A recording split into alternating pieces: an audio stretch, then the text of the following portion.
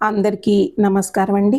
ఈరోజు కథ గుమ్మం బయట కారు శబ్దం వినిపించి ఎవరా అని చూశారు పార్వతమ్మ గారు.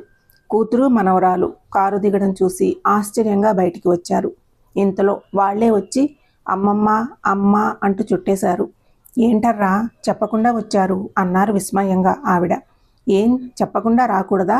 తమరి పర్మిషన్ తీసుకోవాలా? బొంగమూతి పెట్టింది మనవరాలు పవిత్ర. ఇంట్లో అందరూ ముద్దుగా బేబీ అంటారు.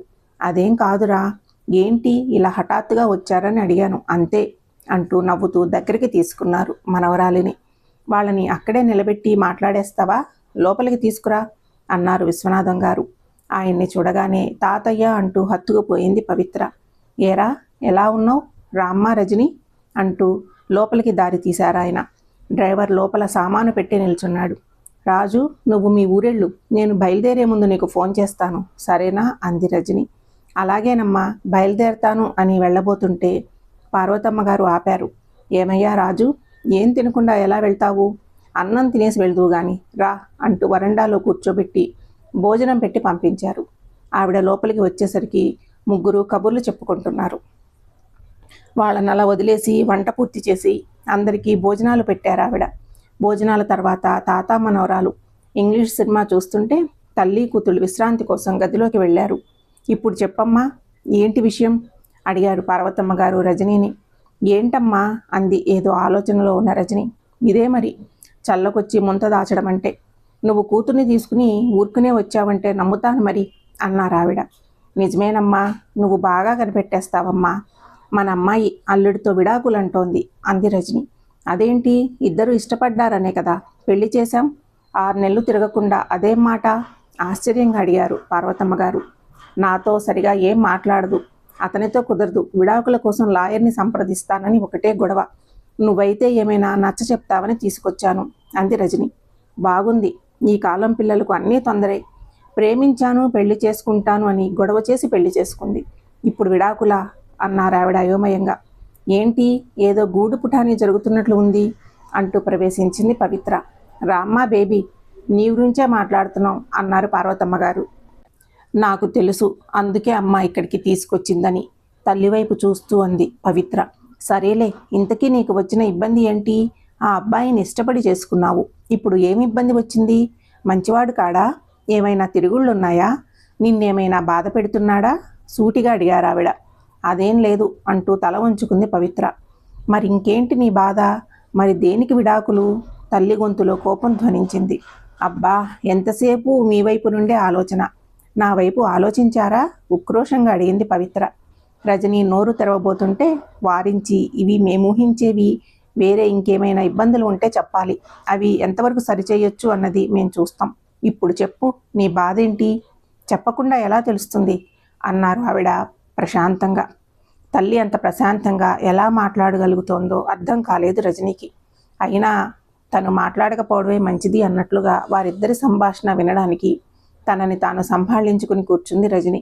అమ్మమ్మ, పెళ్లికి ముందు అంతా నా ఇష్టమే అన్నట్లుండేవాడు. ఏదైనా అమ్మ వాళ్ళకి సర్ది చెప్తాననేవాడు. ఇప్పుడు ప్రతిదానికి నన్నే సర్దుకోమంటాడు. నా వల్ల కాదు, ముఖం కందగడ్డలా చేసుకుని చెప్పింది పవిత్ర. ఈ మాత్రానికే? అయినా వాళ్ళు మీతో ఉండరుగా, ఎప్పుడో కలిసి ఉంటారు. ఆ కాస్తసేపు సర్దుకుని ఉంటే ఏమవుతుంది అన్నారు ఆవిడ నవ్వుతూ. నీకేం అలాగే అంటావు? ప్రతి వారం వాళ్ళ దగ్గరికి వెళ్ళాలంటాడు.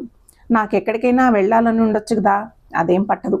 ఎంతసేపు అమ్మా నాన్న, మరెందుకు నన్ను చేసుకోవడం అసహనంగా అంది పవిత్ర.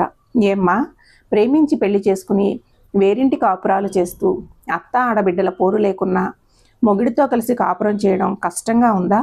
పెళ్లికి ముందు నీ మాటకు విలువ ఇచ్చాడంటే నువ్వు వేరే ఇంటి పిల్లవి, ఇప్పుడు ఆ ఇంటి కోడలివి. నీకు బాధ్యత ఉంది, నాది కాదు, నా అత్తారిల్లు అన్నట్టు ఉంటానంటే ఎలా? మందలించారావిడ. నీకేం కబుర్లు చెప్తావు, తాతయ్య నీ మాట ఎప్పుడు కాదనరు కదా అని బొంగమూతి పెట్టింది పవిత్ర. మీ తాతయ్య నా మాట? అయ్యో రామా, మాది ఉమ్మడి కుటుంబం, అందరం కలిసి ఉండేవాళ్ళం. ఆయనతో మాట్లాడడం ఒకటి, సరుకులు కావాలంటే చెప్పడమే మాట్లాడుకోవడం. అత్తామామలు కాలం చేసేసరికి మీ అమ్మ పెళ్ళైపోయింది, మీ మామ ఉద్యోగానికి వచ్చాడు. ఆ తర్వాత అందరూ పిల్లల కోసం అంటూ మెల్లమెల్లగా సొంత కాపురాలు పెట్టుకున్నారు. మేం మీలాగా ప్రతి విషయం మాట్లాడుకోకపోయినా పోట్లాడుకోలేదు. ఒకరి బాధ్యతలను మరొకరు గౌరవించేవాళ్ళం. మాటలు కోటలు దాటకపోయినా ఒకరి మాటకు మరొకరు విలువ ఇచ్చుకునేవాళ్ళం. మా మధ్య మాట తేడా రాలేదని కాదు, వచ్చిన అందరి ముందు బయటపడకుండా జాగ్రత్త పడేవాళ్ళం ఆగారు పార్వతమ్మ గారు. తల్లి కూతుళ్ళిద్దరూ ఆశ్చర్యంగా వింటున్నారు. అమ్మ, నువ్వు అమ్మమ్మలాగా లేవు కదా, తల్లిని అడిగింది పవిత్ర. అంత ఓర్పు మాకు లేదు. మేం కొన్నాళ్ళు ఉమ్మడిలో ఉన్నా త్వరగానే విడికాపురాలు సాగించాం.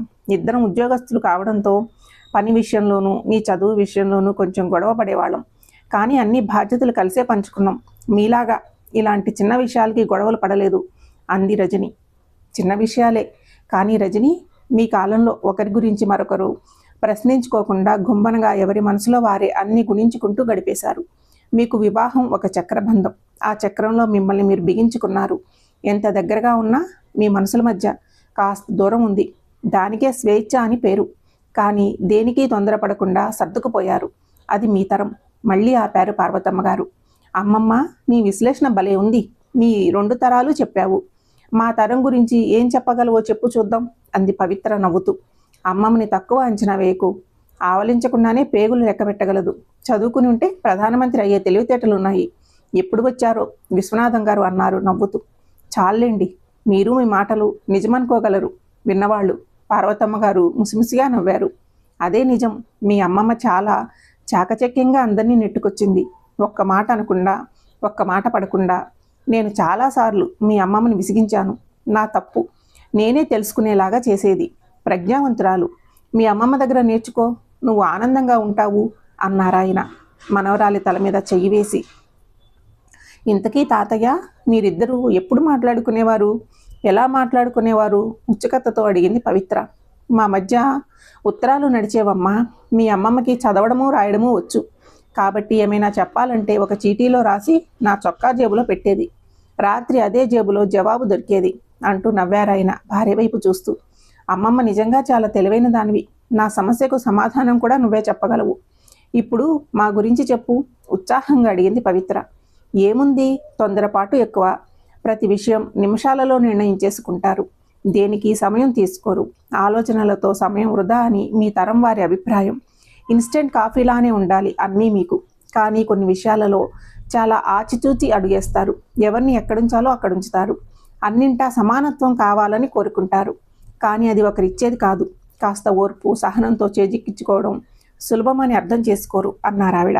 పవిత్ర ఆలోచనలో పడింది. రజనీకి కూడా ఈ విషయాలన్నీ కొత్తగా అనిపిస్తున్నాయి. అమ్మమ్మ, నేను కొంచెం ఓపిక పడితే అన్నీ నాకు అనుకూలంగా అవుతాయని కదూ నీ ఉద్దేశం? సూటిగా అడిగింది పవిత్ర. చూడమ్మా, నేను ఒక ప్రశ్న అడుగుతాను, జవాబు చెప్పు. అద్దంలో నీ మొహం ఎప్పుడూ నవ్వుతూనే ఉంటుందా అడిగారు పార్వతమ్మ గారు. నేను ఎలా ఉంటే అలా ఉంటుంది. ఎప్పుడూ నవ్వుతూ ఉండమంటే ఎలా ఉంటుంది? ఎదురు ప్రశ్నించింది పవిత్ర. అవునా? అలాగే మనం అవతలి వాళ్ళతో ఎలా ఉంటే వాళ్ళు మనతో అలాగే ఉంటారు. మీ అమ్మా నాన్నల్ని మీ ఆయన గౌరవించాలనుకుంటావు కదా, అలాగే అతని తల్లిదండ్రులని నువ్వు గౌరవించాలి. వారిని నీ తల్లిదండ్రులలాగా నువ్వు చూసుకుంటే అతను కూడా నీ వాళ్ళని అలాగే చూసుకుంటాడు. ఒక్క మాటలో చెప్పాలంటే నువ్వు అతని మాట వింటే అతను నీ మాట వింటాడు అని చెప్పి మౌనం వహించారు ఆవిడ. కొంతసేపు నిశ్శబ్దం రాజ్యం వెళ్ళింది అక్కడ. ఇంతలో 4 అవుతోందని పార్వతమ్మ గారు రజని కాఫీ కలపడానికి వెళ్ళారు. విశ్వనాథం గారు అంతకుముందే ఎవరో వస్తే మాట్లాడడానికి వెళ్ళారు. పవిత్ర ఒకతే కూర్చుని ఆలోచిస్తూ కూర్చుంది. కాసేపటికి కాఫీలు రావడంతో నలుగురు కూర్చుని తాగారు. అమ్మమ్మ, నేను చేసిన పొరపాటు నాకు అర్థమైంది. ఎంతసేపు నా మాట అతను వినాలనుకున్నా, కానీ అతని వైపు నుంచి ఆలోచించలేదు. నన్ను నేను దిద్దుకుంటాను అంది పవిత్ర. అది నీ తప్పు కాదమ్మా. చిన్నప్పటి నుండి నీకు మంచి చెడు నేర్పకుండా ఆడింది ఆటగా పాడింది పాటగా పెంచారే మీ అమ్మా నాన్నల్ని అనాలి. పిల్లలను ఎలా మలిస్తే అలా తయారవుతారు. నువ్వు ఒక్కతివే కదా అని ముద్దుగా పెంచారు. తప్పులేదు.